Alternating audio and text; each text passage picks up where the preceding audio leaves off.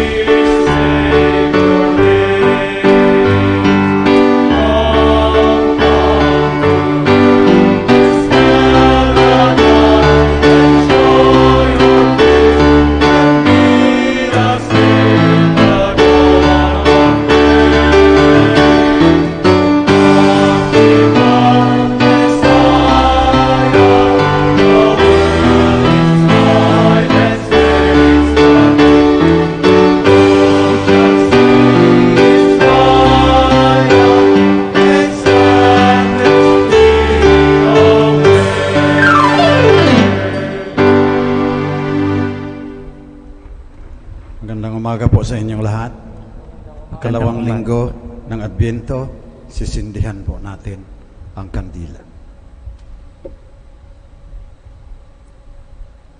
Manalangin tayo. Ama, sa paglalakbay namin ngayon sa panahon ng Adbyento, muli naming sinisindihan ang kandila ng pag-asa at ng liwanag na nagdudulot ng kapayapaan. Bigyan mo kami ng banayad na pusong bukas sa pagtanggap at pagpapalaganap ng kapayapaan. Kapayapaan sa aming puso, sa aming tahanan, at sa aming komunidad. Amen. Kapuri-puri ka, Panginoon ng lahat ng nilikha. Sa gitna ng mga pasanin at pasakit ng buhay, tinutulungan mo kaming ihanda ang daan ng iyong anak. Baguhin mo ang aming buhay, Panginoon, sa kapangyarihan ng iyong grasya upang maging mabunga kaming tagapagpahayag ng iyong walang hanggang kaharian. Amen. Sa ngalan ng Ama, ng Anak, ng Espiritu Santo.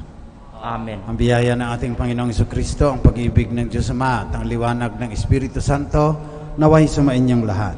At sumainyo rin. Mga kapatid, pagsisihan natin ating mga kasalanan upang maging marapat tayo sa pagdiriwang nitong banal na Eucharistia. Inaamin ko sa makapangyarihan Diyos at sa inyong mga kapatid na lubha ko nagkasala sa isip, sa salita, sa gawa at sa aking pagkukulang.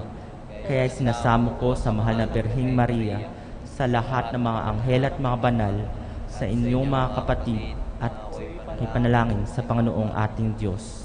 Kaawaan tayo ng makapangyarihang Diyos, patawarin na ating mga kasalanan, patnubayan tayo sa buhay na walang hanggan.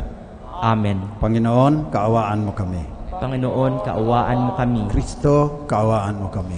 Kristo, kaawaan mo kami. Panginoon, kaawaan mo kami. Panginoon, kaawaan mo kami. Manalangin tayo. Ama naming makapangyarihan at maawain, sa aming pagsalubong sa iyong anak, huwag mong ipahintulot na maging hadlang ang aming mga pinagkakaabalahan. Turuan nawa niya kami ng kanyang karunungan upang kami ay kanyang makapiling, kasama mo at ng Espiritu Santo magpasawalang hanggan. Amen.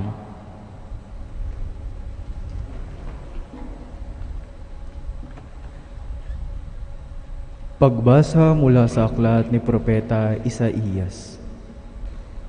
Aliwin ninyo ang aking bayan, sabi ng Diyos. Aliwin ninyo sila, inyong ibalita sa bayang Jerusalem, na hinango ko na sila sa pagkaalipin, pagkat nagbayad na sila ng ibayo sa pagkakasalang ginawa sa akin.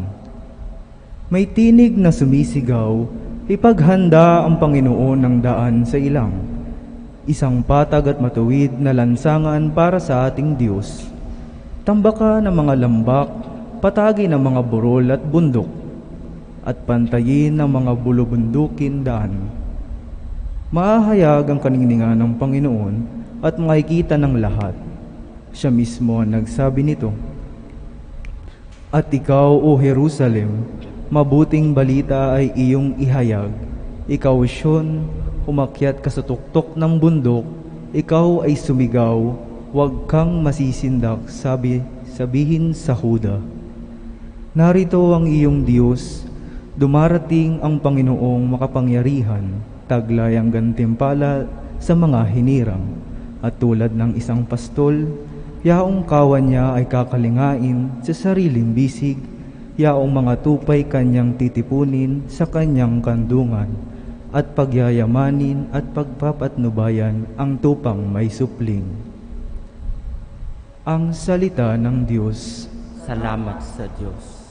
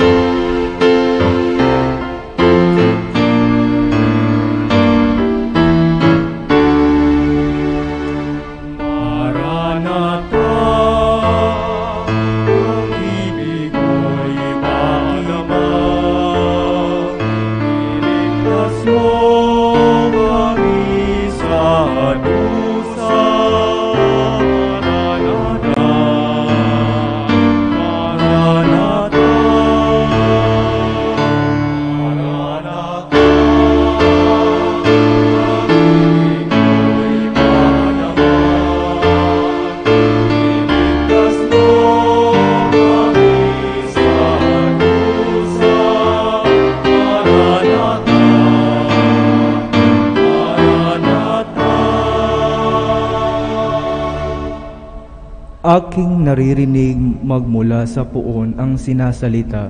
Sinasabi niyang ang mga lingkod niya ay magiging payapa kung mangagsisi at di nababalik sa gawang masama. Ang nagpapangaral sa pangalan niya ay kanyang ililigtas. Sa ating lupain ay mananatili ang kanyang paglingap.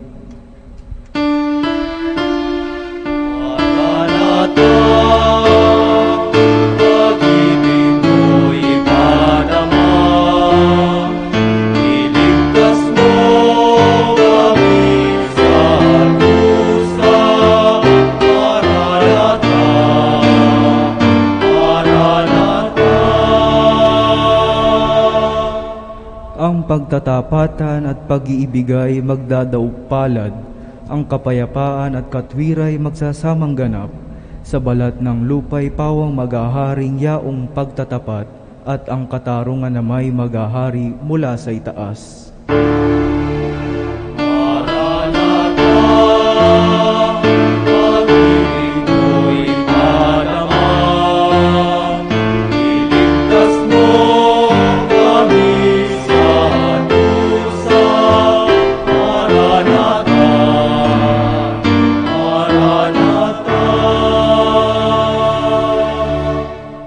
Gagawing maunlad ng Panginoong Diyos itong ating buhay.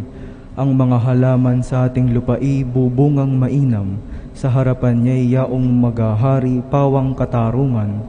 Magiging payapat susunod ang madla sa kanyang daan.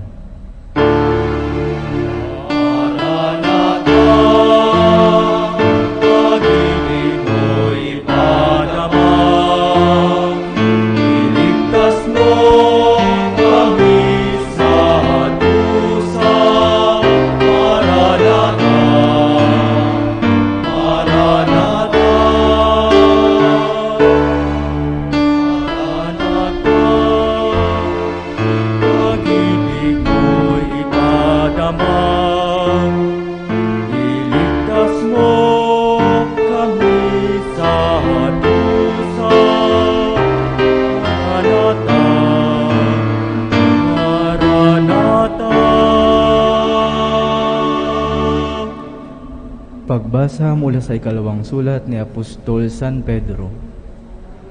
Huwag ninyong kalilimutan ito, mga pinakamamahal. Sa Panginoon ng isang araw ay 1,000 taon, at ang 1,000 taon ay isang araw lamang. Ang Panginoon ay hindi nagpapabaya sa kanyang pangako, tulad ng inaakala ng ilan. Hindi pa niya tinutupad ang pangakong iyon alang-alang sa inyo. Binibigyan niya ang pagkakataon ang lahat ng makapagsisi at makapagbalik loob sa Diyos. sapagkat hindi niya nais na kayo'y mapahamak. Ngunit ang araw ng Panginoon ay darating na tulad ng isang magnanakaw. Sa araw na yaon, ang kalangitan ay biglang mapaparam na may nakapangingilabot na ugong. Matutupok ang araw, buwan at ang mga bituin, at ang lahat sa lupa ay malalantad. Yamang ganito ang magiging wakas ng lahat ng bagay. Italaganan ninyo sa Kanya ang inyong sarili at mamuhay ng ayon sa Kanyang kalooban. Samantalang hinihintay ninyo ang araw ng Diyos, magsikap kayong mabuti upang madali ang pagdating ng araw na iyon. Araw ng pagkatupok ng kalangitan at pagkatunaw sa matinding init ng mga bagay na naroon, ngunit ayon sa pangako ng Diyos, naghihintay tayo ng bagong langit at bagong lupa na pinaghaharian ng katarungan. Kaya nga, mga minamahal, samantalang kayo'y naghihintay, sikapin ninyong mamuhay na payapa, walang dungis at kapintasan. Ito ang salita ng Diyos. Salamat sa Diyos. Magsitayo bilang paggalang sa mabuting balita.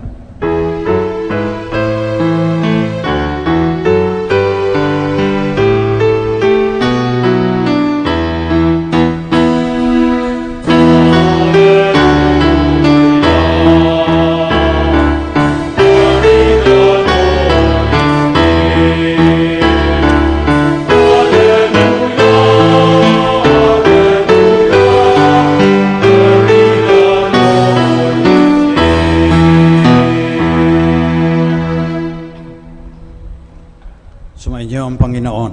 At sumainyo rin. Mabuting balita ng ating kaligtasan ayon kay San Marcos. Papuri sa iyo, Panginoon. Ito ang mabuting balita tungkol kay Hesukristo na anak ng Diyos. Nagsimula ito nang matupad ang hula ni Propeta Isaías. Narito ang sugo ko na aking ipadadalang mauuna sa iyo. Ihahanda niya ang inyong daraanan. Ito ang sabi ng isang sumisigaw sa ilang. Ihanda ninyo ang daraanan ng Panginoon. Tuwirin ninyo ang kaniyang mga landas. At dumating nga sa ilang si Juan. Nagbibinyag at nangangaral. Sinabi niya sa mga tao, pagsisihan ninyo talikdan ang inyong mga kasalanan. Pabinyag kayo upang kayo ay patawarin ng Diyos. Halos lahat ng taga-Judea at taga-Jerusalem ay pumunta kay Juan upang makinig. Pinahayag nila ang kanilang mga kasalanan at sila'y bininyagan niya sa ilog Jordan. Hinabing balahibo ng kamelyo ang damit ni Juan at balat ang kaniyang pamigkis. Ang kanya namang pagkaay balang at pulot-pukyutan. Lagi niyang sinasabi sa kanyang pangangaral, darating na kasunod ko ang isang makapangyarihan kaysa akin, ni hindi ako karapat-dapat magkalag ng tali ng kaniyang mga sapatos. Binibinyagan ko kayo sa tubig, ngunit bibinyagan niya kayo sa Espiritu Santo. Ito ang mabuting balita ng Panginoon. Pinupuri ka namin, Panginoong Hesukristo. Tinatanggap mo ba si Jesus bilang Panginoon at tagapagligtas? Kung oo, dapat magiging Juan Bautista ka rin. Maliwanag ang mandato. Ihanda ang daraanan ng Panginoon.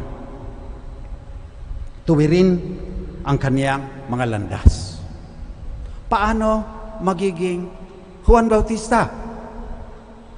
Tagal nang sinabi ng simbahan. Sa kauna-unahang siglo, sinabi na ang pamamaraan niyan para maihanda ang daraanan ng Panginoon, para maituwid ang kanyang landas. Sinabi rin yan sa unang pagbasa at sinusugan ni San Pedro sa kanyang sulat sa pangalawang pagbasa. Ang sabi ng simbahan, ora et labora. Personal holiness, social transformation kung sa Ingles. Ang problema, Parang nakatuon tayo doon masyado sa personal holiness. Na minsan hindi nga holiness piety lang Laging nagdadaano ng mga debosyon. Hindi naman masyadong maganda ang pamumuhay. Lagi na lang tayong pinagtatawanan dahil may mga taong ganyan, may mga pari pa nga ganyan. Kailangan titimbangin. Kailangan magkaakibat. Ora et labora. Magaling tayo sa ora Organisa ng prosesyon, galing natin. Yung pista, galing natin dyan. Pero yung social transformation, parang wala tayo alam. Yung corruption sa gobyerno, halimbawa. Kung si Juan Bautista ka, ano ang gagawin mo? May mga ilan, tinutuligsa, nababaril naman minsan. Pero yung pagtutuligsa, wala pa rin nangyari. Hindi pa rin naituwid ang mga landas, hindi pa rin natin naihanda ang daraanan ng Panginoon. Kaya, pag-usapan natin dito, yung social transformation. Kasi ngayong Adbyento, gagasgasin yan. Pagsisisi ka sa kasalanan dahil dadating na ang Panginoon, tama din po yan. Pero hindi sapat ang personal holiness. Hindi sapat ang devotion. Hindi yan ang sabi ng simbahan. Hindi ako ang nagsabi niyan, ang simbahan.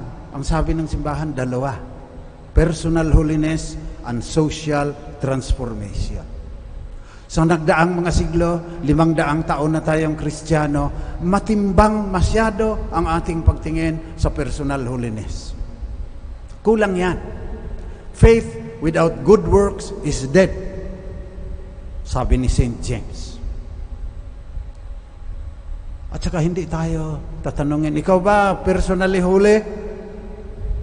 Ang tatanungin, Matthew 25, pinakain mo ba yung nagugutom? Ngayon, mas grabe pa. Ang utos ng simbahan na baguhin ang lipunan para maayon sa kaharian ng Diyos, yun ang ating mandato. Ang paghahanda sa pagdating ng Panginoon ay as much sa abot na ating makakaya. Yung kaganapan ng kaharian ng Diyos, yung shalom, subukan natin gawin dito. Ang shalom ay kapayapaan, katarungan, pagkakaisa sa kalikasan, integrity of creation. Ang kaganapan niyan, darating sa wakas ng panahon. Hindi natin magagawa yan. Ang utos lang sa atin, sa abot ng ating makakaya, social transformation, gumawa kayo ng lipunan. Itatayo ninyo ang isang lipunan na may kapayapaan, may katarungan, at hindi sinisira ang kalikasan. Napakaliwanag niyan sa Catholic social doctrine. Sabi pa ng isang theologian, the best kept secret of the Church, Catholic social doctrine.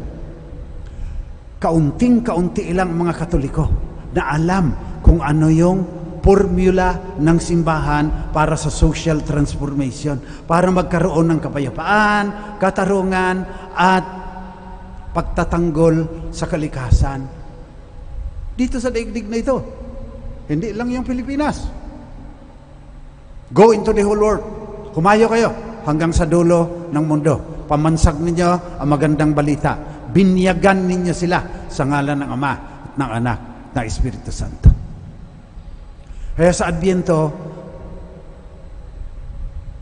ang bibigyang pansin ko ay itong pagbabago ng lipunan upang ito sa abot ng ating makakaya sumasalamin sa kaganapan ng kaharian ng Diyos na itatatag ng banal na diwa, ang anak ng tao, si Jesucristong Panginoon at tagapagligtas, tatatag niya sa wakas ng panahon. At huwag niya nang masyadong calculation pa kung kailan siya babalik. Kalagay sa second reading. Para sa kanya, ang isang araw, 1,000 taon. Ang 1,000 taon naman, parang isang araw lang sa Diyos. Ang sa atin, ang pagtuunan natin ng pansin, itong kanyang utos, magtatayo ng isang lipunan na sumasalamin sa kaganapan ng kaharian ng Diyos. Sapagkat ang magandang balita ay yan. Darating ang panahon, may bagong langit at lupa. Maghahari ang Diyos sa buong sansinukob. Magkaroon ng kapayapaan, magkaroon ng katarungan, magkaroon ng pagkakaisa sa kalikasan ang lahat ng tao. Eh ngayon, 500 years of Christianity, number 1 sa corruption, ilan lang tao ang bilyonaryo, dollars pa yan, pag binibila, daming nagugutom. Hindi kalooban ng Diyos yan. Hindi tayo nagiging mabuting alagad ni Kristo. Sapagkat yung kanya utos, hindi natin tinupad. Gusto lang natin maligtas kasama doon. Sabi niya, para maligtas ka, pakainin mo yung nagugutom. Hindi natin pinapakinggan yan. Kaya kailangan yung social transformation. Kaya nawawala tayo. Ang galing natin sa mga devotional practices. Ang galing din natin sa relief. Yung pinasalamatan ko kayo. Kasi halos lahat tumulong dahil grabe ang nangyari sa Cagayan, sa Catanduanes, nagpadala doon ng diocese, ilang container van, puno. So maganda po yan. Pero anong gagawin natin? Sa susunod, padalanan man tayo ng container van. Kung talagang isasalamin natin ang kaharian ng Diyos, kailangan hilumin natin ang mga sugat ni Inang Daigdig. Kung hindi na natin kayang pakakainin lahat yung nasa Cagayan Valley na matagal. We cannot do relief operations forever and forever. Lalo na, may COVID, may economic recession, may climate change pa. Sabi ng mga scientists, hintayin ninyo mas maraming bagyo at mas malakas na di hamak kaysa ng nakaraan. Social transformation. Kaya pumayag po Diocese of Antipolo, lahat ng mga parish priest, 74 parishes. Diocese of Novaliches, 72 parishes, pumayag ang obispo at mga kaparian. Kausap ko lang si Bishop Onisto Ongtioco, Diocese of Cubao, 47 parishes, pinag-usapan ng mga pari iyan, pinaliwanag ko sa kanila. Magkakaisa ngayon at pupuntahan ko pa yung Diocese of Pasig, Diocese of Caloocan, Archdiocese of Manila, Diocese of Parañaque. Lahat ng parokya magkakaisa, aayusin ang Marikina watershed. Yung detalye na lang po ang pinag-uusapan namin ngayon. Geologists, environmental scientists, civil engineers, nag-uusap na po yan. Kasi kung hindi natin ayusin yan, yung plano ng gobyerno, tataasan na naman yung mga pader na semento. Huli na yan. Kahongkagan yan. Yung tubig na marami, doon nang gagaling sa bundok, ayusin natin ang bundok, kalooban ng Diyos yan. Kaya nagpapasalamat din ako sa mga obispo. Magtatanim tayo doon ng kabayan. Mayroon tayong plano, river bank stabilization using bamboo. Nag-aaral po kami ngayon ng soil bioengineering para maayos natin yung mga pangpang na mga ilog sa taas ng Sierra Madre. Diyan nang gagaling yung umaabot ng second floor na tubig sa Provident Village, sa buong Marikina, at saka sa 21 parishes sa Diocese of Novaliches, pati sa Masambong, binabahayan. Yun ang kaakibat ng personal holiness. Dadasal tayo. Mag-usap tayo kung paano makapagdasal ng ayos na hindi lang vocal prayer. We have to lift up our minds and hearts to God. Personal holiness. We also have to transform the environment which we have destroyed together as a church. Parang nag-iiba ngayon parang napupuno na ang mga Katoliko eh. Kasi pag nag-post ako na magtatanim ng kawayan, ang daming nagsasabi, sasama kami doon, magtatanim kami.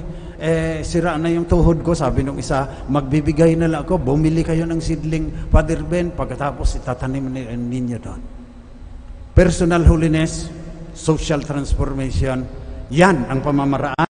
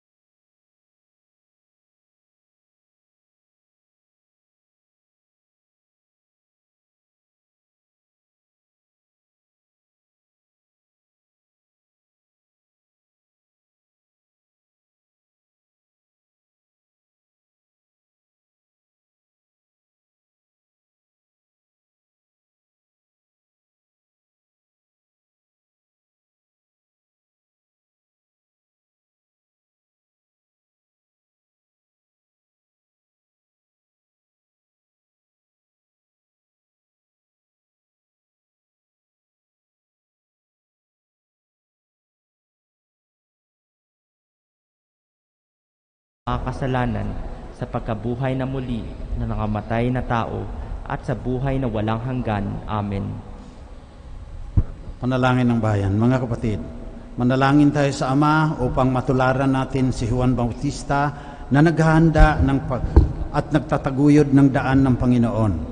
Buong tiwala tayong manalangin sa Panginoon na ang ating kabanalan at ang ating pagbabago ng lipunan ay liwanagan ng banal na Espiritu. Ang atin pong itutugon, Panginoon, dinggin mo ang aming panalangin. Panginoon, dinggin mo ang aming panalangin. Para sa ating Santo Papa Francisco at mga tagapamuno ng simbahan, maging buhay na saksi sila sa paggabay tungo sa pag-asa at pagbabago sa gitna ng ating paghihirap at maisabuhay ang diwa ng Adbyento. Manalangin tayo. Panginoon, dinggin mo ang aming panalangin. Para sa ating mga lingkod bayan, maging instrumento nawa sila ng pag-asa, may maliwanag na misyon at layunin, mapagkakatiwalaan at mapagkumbabang maglilingkod sa paggawa ng mga programang ikauunlad ng mga mamamayan, lalo na ngayon na panahon ng kagipitan. Manalangin tayo. Panginoon, dinggin mo ang aming panalangin. Para sa bawat pamilya, lalo na ang mga nangangailangan ng kagalingan ng relasyon ng bawat miyembro, makahanap nawa ng pagpapatawad, pagbabago ng puso at pagpapalalim ng pananampalataya, nang sa gayoy magkaroon sila ng pag-ibig at kapayapaan na ay maibabahagi ngayong Adbyento. Manalangin tayo. Panginoon, dinggin mo ang aming panalangin. Para sa mga nawawalan ng pag-asa dahil sa bigat ng kanilang pinapasan, makahanap nawa sila ng kaginhawaan at pag-asa na ang Panginoon ay kasama nila sa kanilang pagharap sa mga hamon, lalo na ngayong may pandemya. Manalangin tayo. Panginoon, dinggin mo ang aming panalangin. Para sa pagkakaroon ng malalim na respeto at pagpapahalaga sa sanlilikha, maging mabuting katiwala tayo sa mundong hangin, lupa at tubig na siyang binigay ng Diyos para sa ating kinabukasan. Manalangin tayo. Panginoon, dinggin mo ang aming panalangin. para sa mga may kapansanan, ang mga kapatid nating may HIV, nawa sa paggunita natin ng National AIDS Day at Handicap Day, mapagtanto nila ang biyayang pinagkaloob sa kanila at ay mabiyayaan pa ng lakas ng katawan upang makapaglingkod sa kapwa sa kanilang munting paraan. Manalangin tayo. Panginoon, dinggin mo ang aming panalangin. Para sa mga may natatanging kahilingan at pagpapasalamat ngayong buwan ng Disyembre, biyayaan nawa sila ng marami pang pagpapala at maibahagi nila sa iba ang bilang biyaya. Manalangin tayo. Panginoon, dinggin mo ang aming panalangin. Para sa ating mga kapatid na yumao at sa lahat ng nagdadalamhati, makahanap nawa sila ng kaginhawaan at kapayapaan sa pag-asang pinangako ng Panginoon.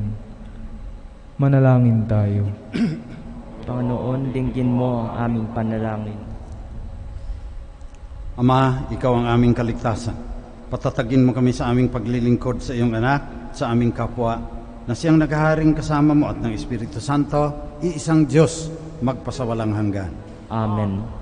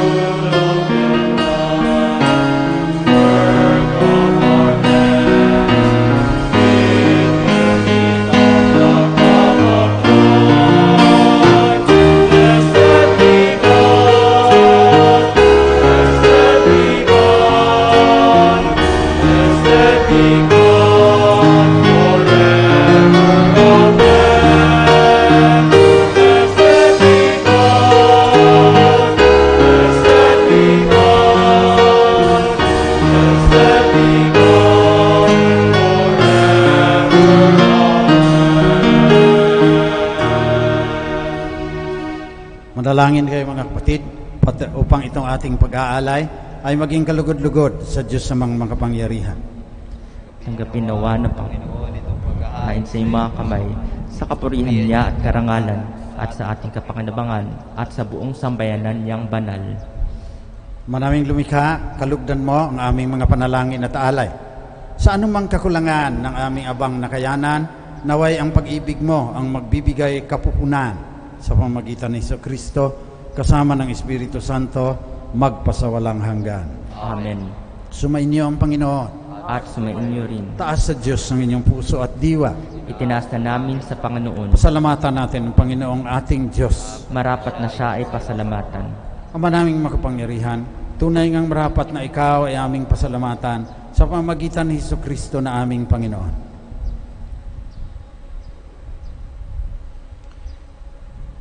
Siya'y isinugo mo upang matupad ang iyong magandang balak para sa tanan. Hindi niya ikinahiyang mamuhay ng mahirap upang mapakisamahan niya kaming matapat. Siya'y naging hindi na iba sa amin upang maitampok niya kami sa iyong piling. Sa kanyang lantarang muling pagdating, ang pakikisama niya ay puspusang magniningning at ang pangako niyang kapanapanabik ay inaasahan naming lubos na makakamit. Kaya kasama ng mga anghel na nagsisiawit ng papuri sa iyo, nang walang humpay sa kalangitan, kami nagbubunyi sa iyong kadakilaan.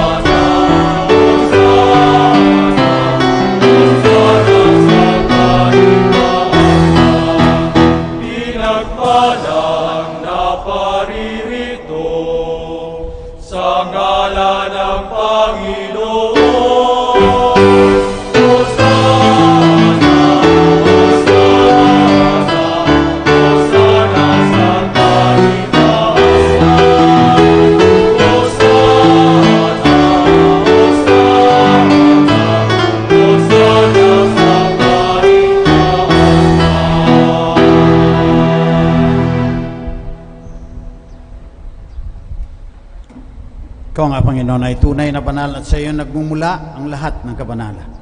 Basbasan mo sana ang mga kaloob na ito sa pamamagitan ng iyong Espiritu upang sa aming ikatutubos ay maging katawan at dugo ng aming Panginoong Jesucristo. Noong gabi bago siya ipako sa krus, samantalang naghapunang kasama ang kanyang mga alagad, kumuha si Jesus ng tinapay. Nagpasalamat siya sa iyo, Ama. Hinatiin niya yon, binigay sa kanyang mga alagad at sinabi, "Tanggapin ninyong lahat ito at kanin. Ito ang aking katawan na ihahandog ng dahil sa inyo."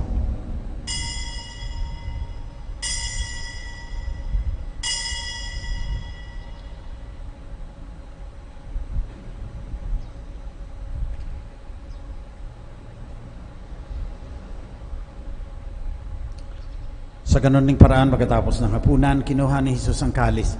Muli siyang nagpasalamat sa iyo, Ama. Binigay niya ang kalis sa kanyang mga alagad at sinabi, "Tanggapin ninyong lahat ito at inumin. Ito ang kalis na aking dugo, ng bago at walang hanggang tipan.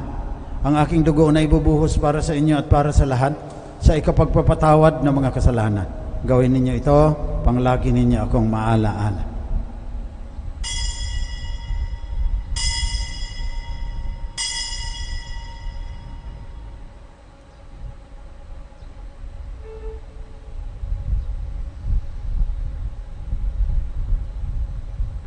Pagbunyin natin ang misteryo na ating pananampalataya.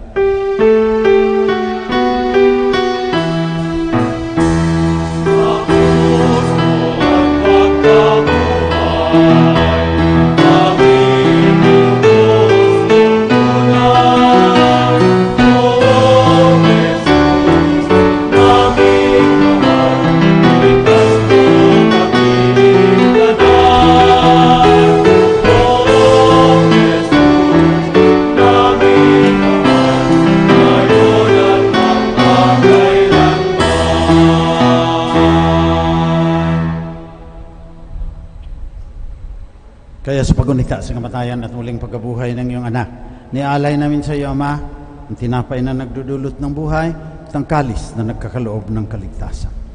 Nagpapasalamat kami sa iyo sapagkat minarapat mo kaming tanggapin sa mahal mong harapan upang maglingkod sa iyo. Pakumbabang isinasamo namin na kaming makikinabang ng katawan at dugo ni Kristo ay pag-isahin ng Espiritu Santo. Ama, lingapin mo ang iyong simbahang laganap sa buong daigdig. Puspusin mo kami sa pagmamahal kasama ni Francisco na aming Santo Papa, ni Onesto na aming Obispo, at lahat ng kasapi ng sambayanang Kristiyano sa buong mundo. Alalahanin mo ang mga kapatid naming nahimlay at umaasang muling mabubuhay, gayon din ang lahat ng mga namatay. Kaawaan mo sila at patuloyin sa iyong liwanag. Kaawaan mo at pagindapatin kaming lahat na makasalo sa iyong buhay na walang katapusan. Kasama ng mahal na Birheng Maria na ina ng Diyos, kasama ni San Jose na kanya esposo, kasama ng mga apostol at ng lahat ng mga banal na namuhay dito sa daigdig ng kalugod-lugod sa iyo. Maipagdiwang naman namin pagpupuri sa ikararangal mo sa pamagitan ng iyong anak na aming Panginoong Jesucristo.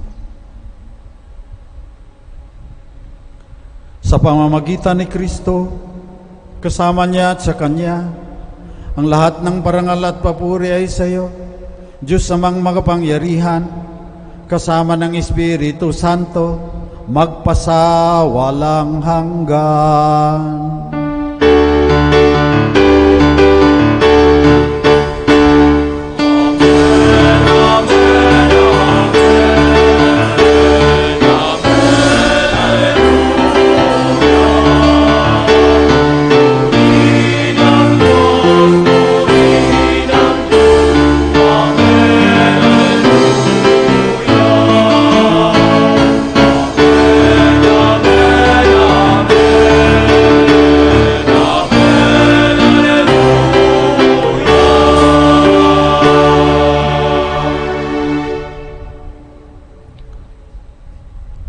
Tagubilin ng mga nakagagaling na utos sa turo ni Jesus, ang banal na diwa na Panginoon natin at Diyos, pahayag natin ng lakas loob.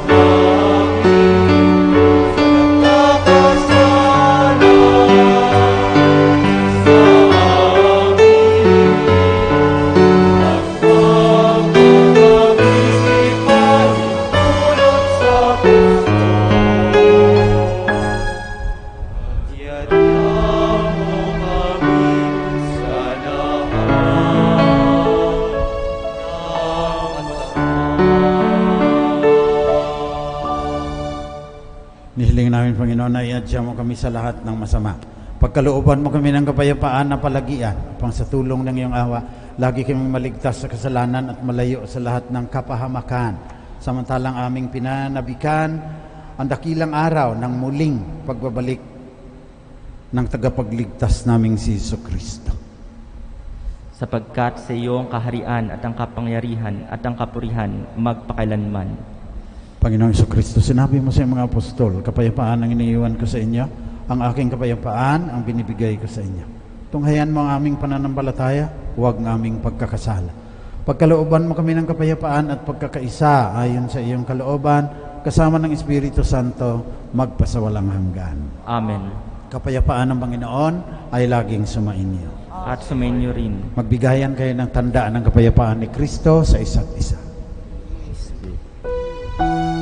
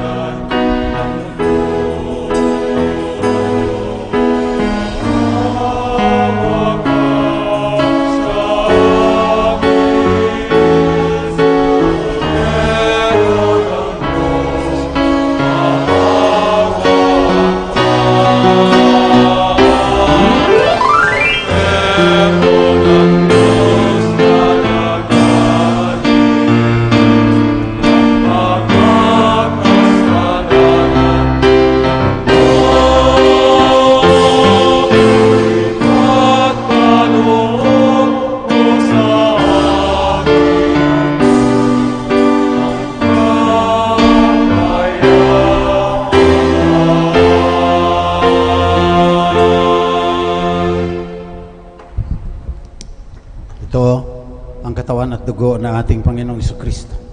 Ang banal na diwa na nagkatawang tao, kagaya natin, upang maligtas tayo sa ating pagkakasala. Mapapalad ang mga inaanyayahan sa kanyang piging.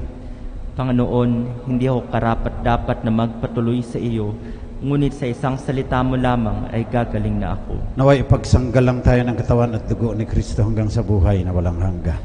Amen.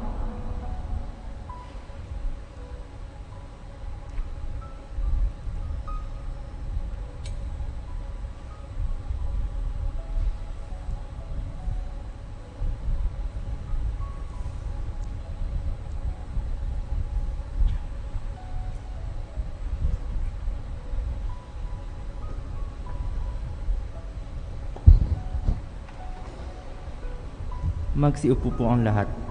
Paalala, ang pagbibigay po ng komunyon ay gagawin po ng pahanay. Magsisimula sa kanan bahagi ng nakaharap sa altar.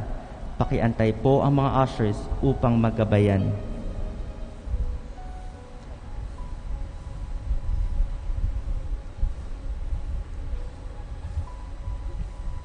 Espiritual na pakikinabang.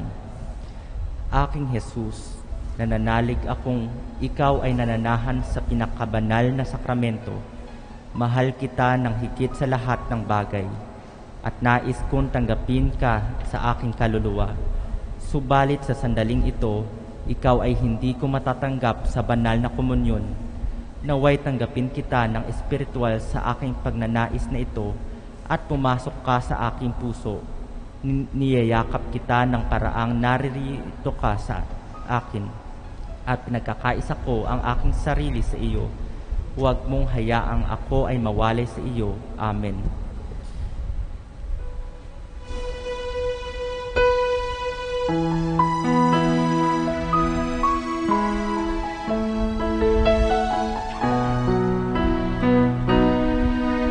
Ang sinuman sa akin mananahan din ako sa Kanya.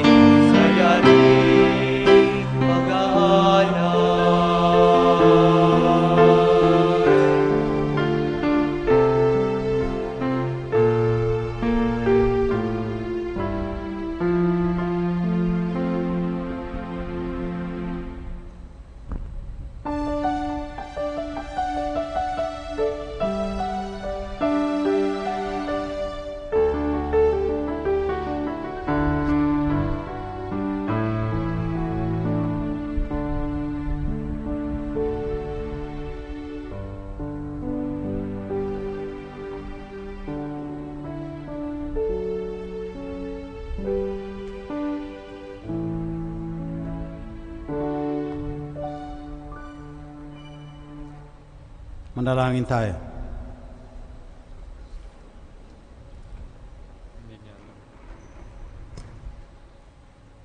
Manaming mapagmahal, kaming pinakapangkinabang mo sa iyong banal na salo-salo ay turuan mong kumilala sa layunin ng iyong mga nilikhang bagay na dapat naming gamitin upang kami ay sumapit sa iyong piling sa pamamagitan ni Jesucristo kasama ng Espiritu Santo magpasawalang hanggan. Amen. Oratio Imperata. Makapangyarihan at mapagmahal na Ama, lumalapit kami sa iyo sa aming pangangailangan upang hilingin ang proteksyon laban sa COVID-19 na nagpapahirap sa marami at kumikitil ng maraming buhay. Nagmamakaawa kami, mapagmahal na Ama, nagabayan mo ang mga taong nag-aaral kung saan nanggaling at sanhi ng epidemyang ito at sa mabilis na pagkalat nito. Gabayan mo ang mga kamay at isipan ng mga eksperto sa medikal na maaari silang maglingkod sa mga may sakit na may kakayahan at pakikiramay, at sa mga gobyerno at pribadong ahensya ay silang dapat makapaghanap ng lunas at solusyon sa epidemyang ito. Iligtas mo kami sa lahat ng uri ng karamdaman. Pagalingin mo ang mga may sakit at buhayin mo sa amin ang pagkakauwang gawa upang kalingain namin ang bawat isa. Hinihiling namin ito sa pamamagitan ni Jesucristong anak mo na nabubuhay at nagahari kasama mo at ng Espiritu Santo, iisang Diyos magpasawalang hanggan. Amen. Mahal na Birhen, mapagpagaling sa mga may sakit. San Rafael ang Arkanghel. San Roque. San Lorenzo Ruiz.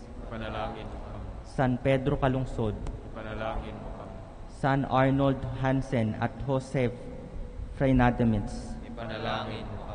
Magsiupo-upo ang lahat, may ilang paalaala doon sa napakaraming nagpahayag ng kanilang pagnanais na tumulong magtanim ng kawayan. Maraming salamat po, hindi ko na kayo masasagot lahat. Hintayin nyo lang, may announcement ang gobyerno kung paano ang payment gateway para makasponsor kayo ng isang kawayan. At ang hinihintay po natin, pag nag-sponsor kayo, maaari ninyong hanapin sa inyong cellphone, Google Maps, andon pangalan nyo, makikita ninyo kung tumubo ba yung kawayan. Magtatanim tayo ng milyon-milyon na kawayan sa Marikina Watershed para mabawasan naman yung parang ayuda na lang tayo lahat, bawat may Undoy at saka may Ulysses. Maraming salamat po uli. Pagdasal ninyo, kasi andon na po ang mga obispo at mga kaparian, andon na rin ang Department of Agriculture, Department of Trade and Industry, Department DILG, at lahat-lahat na po andon tayo. Our hashtag post-COVID schedule of activities in line with the celebration of the Advent and Christmas season this year are as follows. Vigil or anticipated Simbang Gabi Masses from December 15 to 23, 2020, 8 p.m. Misa de Gallo or Dawn Masses from December 16 to 24 is 4:30 a.m. Christmas Eve Masses or Misa Aguinaldo Mass on December 24 is at 8 p.m. Christmas Day, December 25, our Masses are as follows: 8 o'clock a.m., 10 a.m., 11:30 a.m., 4 p.m., and 6 p.m. New Year's Eve Mass, December 31, 2020, is at 8 p.m. New Year's Day, January 1, 2021, our Masses are as follows: 8 a.m., 10 a.m., 11:30 a.m., 4 p.m., and 6 p.m. in the evening. Our liturgical activities are live-streamed and open to the public in accordance to IATF guidelines. Our Masses on December 8, Solemnity of the Immaculate Conception of the Blessed Virgin Mary, are as follows: 6:20 a.m., 12 noon, and 6 p.m. This day is a holy day of obligation. Hashtag Pas-COVID Poster Making Contest. The Christmas spirit will not be probably the same as before because we are faced with many challenges. Through all the pain, fear, and suffering, one thing remains constant: the love of God through Jesus, His Son. The contest aims to become an avenue of art expression to inspire and encourage us to keep our faith in this season of hope. The contest is open to the Shrine community and the faithful. For more information, please check and like the Diocesan Shrine of Jesus the Divine Word Facebook page. Thank you. Please all rise. Sumainyo ang Panginoon.